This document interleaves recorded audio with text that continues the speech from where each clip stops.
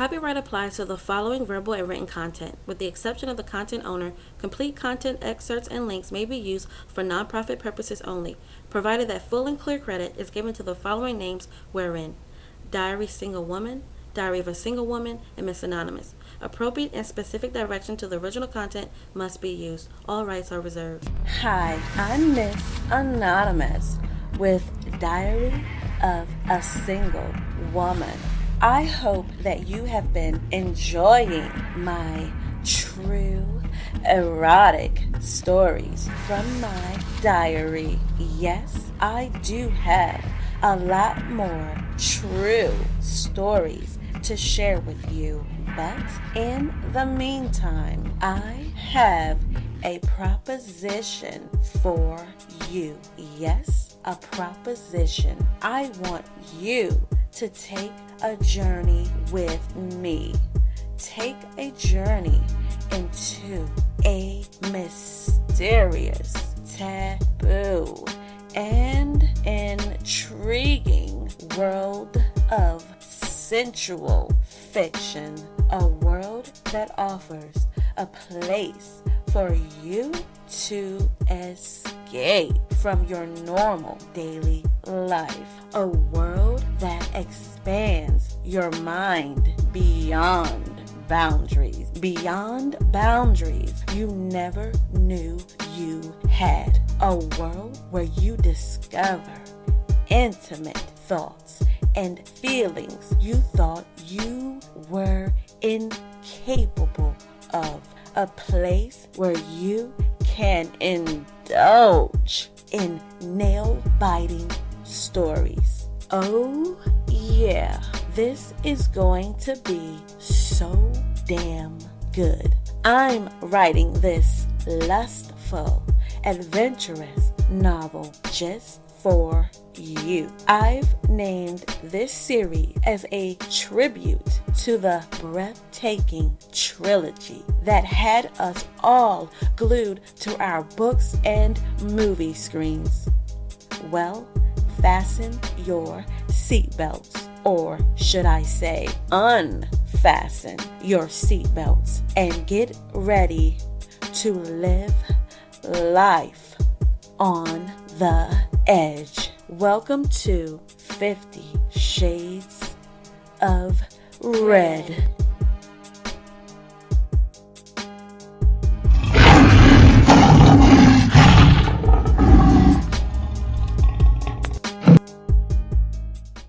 Chapter 8, Part 2. As I stand just beyond the red double doors, with my jaw dropped wide open, my stomach swirled with a nauseous fear. "Let me give you a tour," Ethan said as he took hold of my hand and led me further into the room. "This is my red chamber, a place where I can fantasize and allow my mind to be free without judgment." As we walked in, my eyes remained fixated on a humongous oil painting hanging on the wall directly in front of me. The top of the painting reached the ceiling, and the bottom of the painting touched the floor. It was a painting of Ethan naked with an erection. He was holding a woman's head in each one of his hands. Just their heads. They had no bodies. The women's heads are facing each other with their tongues extended, licking the sides of Ethan's shaft. A thick stream of ejaculation fluid pours out of his erected steel and runs downward like a waterfall into the mouth of a third woman's head that was sitting onto the floor. His ejaculation fluid overflows the woman's mouth and spills over, making a large white puddle onto the floor. What kind of painting is that? I'm feeling really creeped out. I look up at the ceiling. The ceiling was a mural painting. There was a dragon of some sort with 4 heads, and each head was attached to a long neck. All 4 necks attached to one body. The body of the dragon was in the form of a man. The lower body was massively built. Everything was oversized and muscular. Its legs and feet were painted in a way to show strength. Veins could be seen bulging from the legs. The feet had arched toes, and right underneath each arched toe was a crack in the ground, as if the ground was being destroyed by the dragon's strength. 2 of the dragon heads were extended to the left, while the other 2 dragon heads were extended to the right. All 4 dragon heads had extremely long tongues. There were 4 naked women lying on their backs onto the ground, 1 woman for each of the dragon heads. 2 naked women on the left and 2 naked women on the right. The thickness and width of the dragon head's tongue separated each of the women's thighs, exposing their paradises. The dragon tongues on the left were sexually pleasing the 2 women. Their oversized tongues were licking their paradises as a milk-like substance spilled beyond their paradise walls and splashed around the dragon's tongues as if the dragon was being fed milk. The 2 women on the left had smiles on their faces, even portraying laughter. The dragon heads that were extended on the right had their wide tongues inserted inside each of the women's paradises. Blood was oozing from their paradise opening. The women had the look of terror on their faces. Their eyes were wide open, and their faces appeared to be frowning in discomfort. Both women were grinding their teeth as if they were in excruciating pain. Oh God, I can't look at that anymore. My eyes wandered to the left of the ceiling. I saw another unusual creature. The body was in human form, but half of the body resembled a man, while the other half resembled a woman. The face appeared unisex, but on the woman's side of the body there was a breast, and on the man's side of the body was a flat chest. The creature had both genitals merged together. The woman's side had a paradise that was joined with the man's steel on the right. Each hand was releasing a dove into the light blue sky. What appeared to be Cupid had shot 1 arrow into each of the doves, causing blood to drip down. My shocked facial expression was openly visible. I have an eclectic taste for art. I enjoy some of the ancient Greek mythological creations such as Medusa, who is a Gorgon, Pallas and the Centaur, Echidna and Minotaur, My red chamber art is inspired by mythology concepts. And when it comes to sexual pleasures, I can be quite the deviant. We continue walking and turn a corner. My mind became boggled. In the center of the floor was a giant iron cage. You never mentioned you had a pet before. What kind of pet do you have? Looking at the size of that cage, I'm guessing a tiger? I inquired. Actually, a tiger would fit in that cage. That's a very good guess. You almost guessed it right. That cage is actually for my pussycat. Pussycat? What kind of pussycat? Ethan looks at me with one eyebrow arched and says, the kind that I train. With a perplexed look on my face, I respond, you mean train as in like dog training?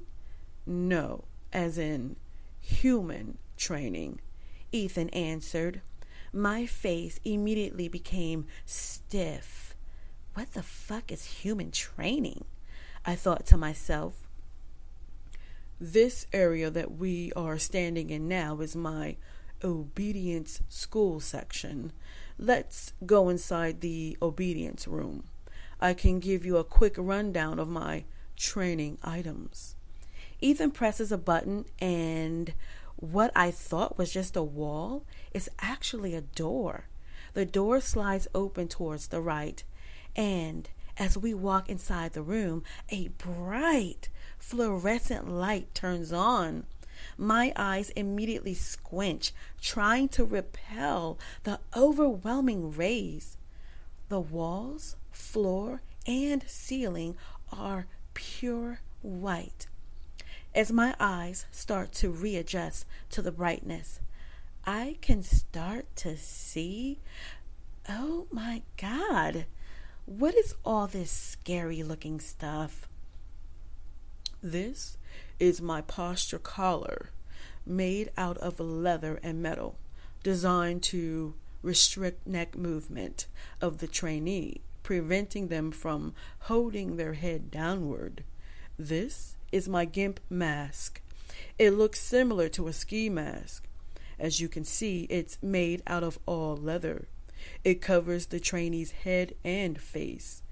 The zippers cover the eyes, mouth, and nose. I zip some or all of the zippers as needed. But wait, if you zip all of the zippers, how does a person continue breathing? They don't. That's the beauty of it. I can control their breathing, even take it away for a short period of time if I want to. Ethan is mentally sick. Hanging on this wall are my floggers and paddles. They vary in size and intensity. The less obedient the trainee is, the larger the flogger and the larger the paddle, with the intensity to match. If my trainee's behavior needs to be remediated beyond these, then I would take them to my shark tank. Wait, shark tank? You have sharks?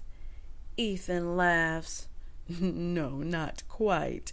But you understand the seriousness of the room by its name.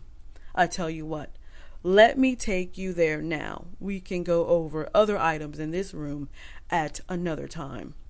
Ethan takes hold of my hand again and leads me out of the obedience room. As we exit, the bright fluorescent light turns off. Ethan presses a button and the wall door closes. He leads me over towards a hallway. As we approach, I begin to smell something familiar. It smells like chlorine water in a pool. As we began walking down the hallway, about midway through, the walls seamlessly turned into an aquarium. I was amazed by the transition. On each side of the hallway were glass walls with crystal clear blue water and fish swimming around. Fish with oversized saw-like teeth. Are those piranhas? Yes, they are piranhas, Ethan said, answering my attempted question. There had to be dozens of them on each side of the wall. We get to the end of the hallway and there is an elevator. Ethan punches in a code and the elevator opens. Still holding my hand, he leads me into the elevator. The doors close and we move downward, the smell of chlorine intensifying. The elevator doors open and we walk out. We step onto a glass walkway. We are surrounded by glass, clear blue water, and piranhas again. The total glass environment gave the feeling of actually walking in the water with piranhas. This shit is scary. Ethan, I don't like this. I want to go back. Oh, but you haven't seen the drop cage for the pool. Well, I suppose you will never see the drop cage for the pool so long as you are obedient, Ethan said with a smile. He leans over and uses both of his hands to hold my face. He then starts kissing me. His breath was a delicious mint flavor, and his tongue was strong and warm. I gazed at him with the blue water and piranhas in the background. This is an odd spot for a romantic moment. Our tongues continue to swirl around one another, just like the piranhas were swirling and swimming around each other in the water. I close my eyes to suppress my fear of the location, focusing my thoughts on Ethan's fresh, minty taste and warm breath. Ow! I yelled as I felt a sharp, piercing pain shoot through my bottom lip. I instinctively distanced my face away from Ethan's and tucked the bottom of my lip into my mouth. I taste salty blood. I bring my fingers up to touch my lip and confirm that I was bleeding. Ethan purposely bit me. I look at my finger and see bright red blood on it. I frown and say, "Why in the hell did you do that?" Ethan laughs and says, "I don't know. Piranhas have always made me feel a bit daring. There's nothing like a good bite to awaken the senses." A loud tone could be heard over a loudspeaker. "Mr. Bowman, lunch is ready to be served." "Thank you, Evelyn. We will be there shortly," Ethan said out loud. "Well, let's discuss what you've seen so far over a very delicious meal that Evelyn has prepared. I will give you the tour of your room, my other chamber, later on. Let's head over to the dining room." Still in shock of my bleeding lip, I'm more than happy to follow Ethan out of this hellhole. As I'm walking back through the red chamber, my mind plays back the descriptions Ethan gave for the items in the obedience room. I couldn't help but question if this was even legal. Finally, we exit the red chamber and the sliding doors closed. I felt relieved to be out of that weird-ass room. We make our way downstairs and into the dining room. my nose is instantly greeted by the smell of fresh baked bread and other delightful aromas. It's too bad that I don't have much of an appetite. I'm still grossed out by the dragon heads. Ethan pulls my chair out for me to sit down. Evelyn brings out our food. She's holding a tray that has our salads and plates. A garden salad with olive and vinegar salad dressing, French bread, zucchini, baked salmon, and garlic and herb roasted potatoes. Would you like lemon water or wine, Miss Jamerson? I will take lemon water. No wine for me, thanks. And for you, Mr. Bowman? My usual, please. Sure, I will bring your Bloody Mary out shortly, sir. Bloody Mary? Interesting choice for a man who likes real blood. Damn, my lip is so sore. We began to eat our food. So, what's your first question? Ethan said softly. Are we meeting about the masquerade ball event? Yes. Well, no, maybe not today. I do not want to talk to you about the event, but I'm more interested in what you think about my red chamber. I take another small bite of my salad. I should just go ahead and put all of my thoughts out there on the table. Your red chamber seems twisted in a sickening type of way. Are you a devil worshiper? Is your obedience room even legal? You say obedience, but it looked more like torture. I mean, I'm confused. I'm sorry, but are there any behavioral or mental concerns I should know about? This just doesn't seem normal. Why would you? How can you do that? Or do you even think of this stuff? How in the world do you think of this type of stuff? Devil worshiper? No, I'm not a devil worshiper as you put it. I'm a man who likes the thrill of control.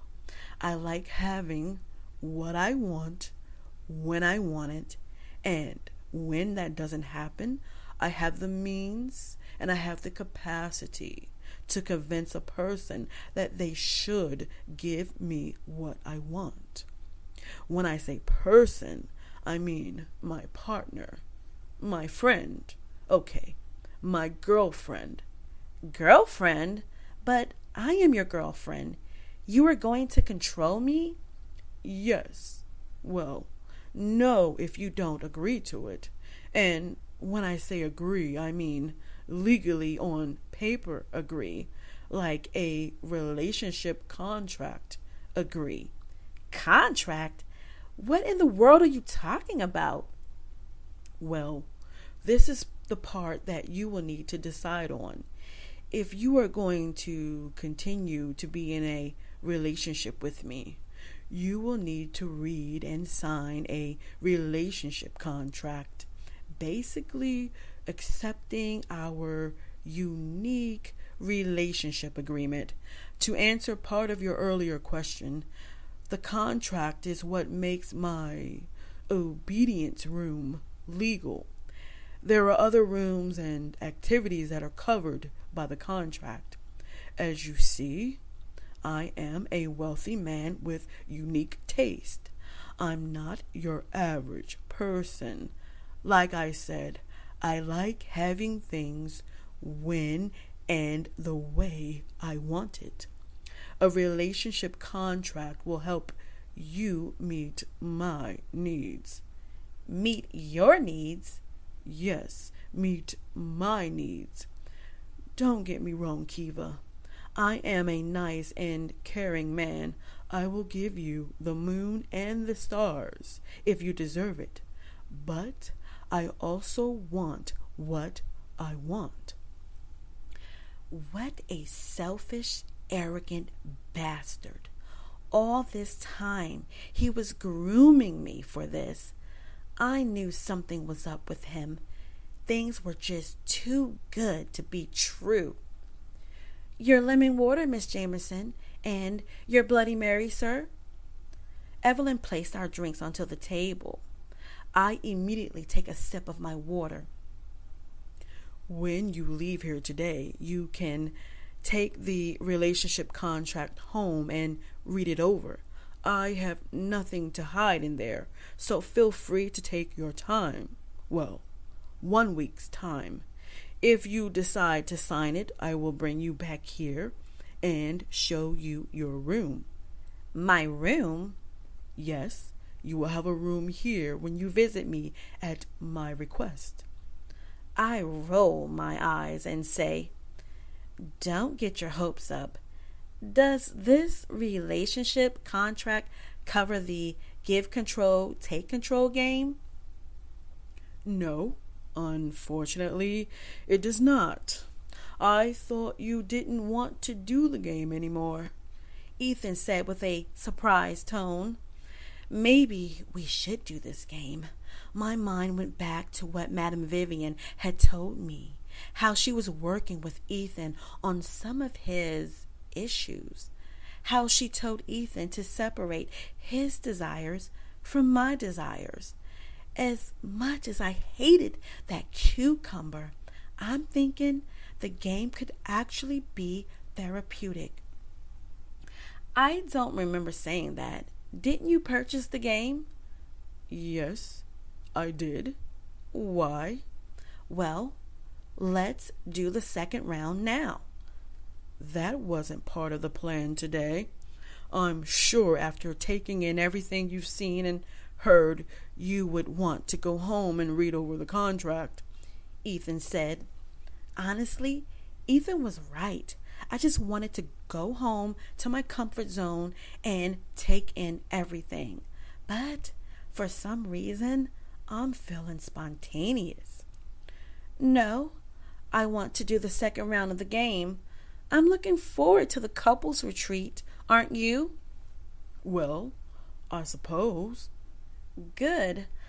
I'm actually full, so let's play now. Oh shit, why am I volunteering this? Okay. Evelyn? Evelyn quickly walks into the dining room. Yes, Mr. Bowman. Please bring the GCTC game down to the entertainment room. Yes, sir, right away. Ethan stands up, walks over to my chair, and says, Shall we? I stand up and Ethan pulls out my chair. I start to follow him to the entertainment room. The entertainment room is spacious. Pool tables, a bar, flat screen televisions, a dance floor, signs for the movie room and bowling alley. Wow, how rich is Ethan? Evelyn had the GCTC game placed onto one of the tables. Ladies first, you are player 1, Ethan said. I hesitantly reached for a card. My stomach started going into knots. Oh, why did I choose to play this game? I should have just allowed Ethan to take me home. I've had my fill of weird stuff for one day. What if the card says something crazy? I don't know if I can handle this. I don't have to do this. Come on, Keeva. I'm waiting. You wanted to play? Ethan said with an impatient tone. Wait, did I sense a little nervousness in Ethan's voice? I look up at Ethan's face. Wow, he is nervous. What is he so nervous about? How can this sadistic, controlling man be nervous about this game? In comparison to the contraptions I saw in his red chamber, this game should be a joke to him. Wait, he's nervous about me possibly having control. Hell, I'm nervous about me having control. Okay, just do it and get it over with. Please don't let it be me. Please don't let it be me. I kept repeating in my head. I slowly turned the card over. Player 2, give control, the card read. I let out a sigh of relief from holding my breath in anticipation. Ethan's face gave off no emotion whatsoever. He just stood there in a trance. I walk over and hand him the card so he can open it and read it out loud. Ethan snatches the card from me. Damn, he really doesn't like this. Well, at least he will know how I felt when I discovered my fate in round 1. I walk back across the room and return to the place of where I was originally standing. Ethan opens the card. He starts reading it silently. Can you speak up? I can't hear you, I say with a facetious smile. Ethan begins reading the card out loud. Player 1 will secure a leash-like item around Player 2's neck. Player 2 will emulate a dog. Player 1 must give 4 commands to Player 2. 2 non-sexual commands and 2 sexual commands. A dog leash, belt, necktie, or something similar may be used, with the exception of a rope or hose. Wow, payback is a bitch, I thought to myself while relishing in an internal grin. Ethan lifted his eyes from the card and stared at me dead in my face. We just stood there looking at each other. It was awkward, extremely awkward. There was extensive silence as Ethan stood there looking at me. He had a look on his face that I had never seen before. I didn't dare to speak a word. Okay, his piercing eyes started to burn a hole through me. Finally, Ethan walks over to an intercom that was built into the wall. He presses a button. Fabian, come to the entertainment room, Ethan commanded. Yes, Mr. Bowman, I will be right down, Fabian responded. Ethan walks back over to the exact location of where he was standing and starts staring at me again. Was he trying to intimidate me? Trying to scare me into saying we don't have to do this? Oh no, Mr. Cucumber Bowman. It's payback time, and there's no escaping this. I started to change my facial expression. I changed it from the sweet little dove to the naughty revenge bitch that's across the room. The double doors slide open, and in walks a gorgeous, sexy man. Who the hell is that? His hair was neatly pulled back into a ponytail. He wore a super fitted black and white suit. His muscles looked like they wanted to escape from his shirt. Freaking muscle mania. The man looked at me with a serious look, like he was all about business. Without turning his head from looking at me, he said, Yes, Mr. Bowman, is there something I can help you with? Oh shit, is this Ethan's personal bouncer? Is he going to bounce me out of here? Ethan is really trying to intimidate me. It's all or nothing, I'm not going to break my evil bitch stare. Fabian, would you bring me one of my neckties? Fabian instantly transforms his face as if he misunderstood what Ethan had just said. Sir, you want me to bring a necktie? Yes, a necktie. Well, yes, of course, whatever you need. Actually, it's not whatever he needs. It's really whatever I need. I prefer a leather belt. Fabian, please bring me one of Ethan's leather belts. That's exactly what I need, I said boldly. Ethan and Fabian could have literally picked their jaws up off the floor. Fabian stares at Ethan, waiting for a response. There was another long stretch of silence as Ethan stared me down. You heard Miss Jamerson. Bring one of my leather belts. You can leave the necktie. This ends Chapter 8, Part 2. Tune in next week for Chapter 9, Part 1 to find out what happens next. It's payback time for Keeva. Find out what commands she gives Ethan. Will Keeva's triumph be short-lived after reading and signing the relationship agreement?